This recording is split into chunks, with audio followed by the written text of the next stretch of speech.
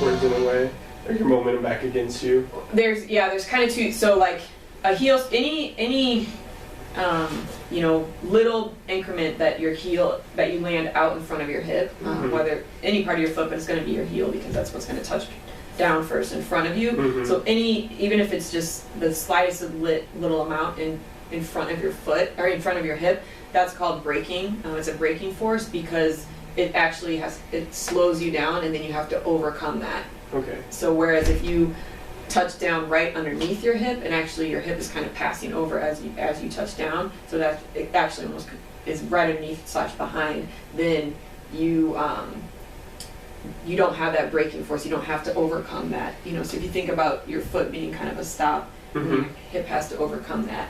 And I mean, like I said, even a minute distance away from your hip or in front of your hip can cause that braking force. And if you're talking about a sprinter who has to be very efficient, or if you're talking about a 10K runner who, has to run 6 miles, that makes a difference over time. So the first movement is toe up. So the first thing they have to be able to do is pull their toe up, which would be dorsiflex at the ankle.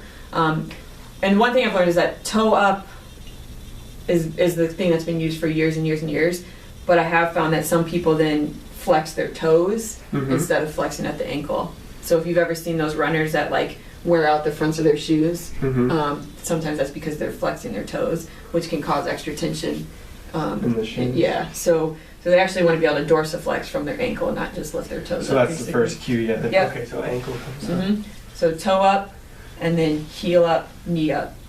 So a lot of times, runners will want to do that heel up back here, but you've got to be lifting your knee up as you lift your heel up. And you're cueing that heel almost to stay in line with that other leg at that point. Yep.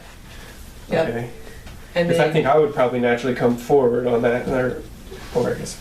Yeah. So you want that heel to stay tucked, basically. Tucked there. And then the striking comes.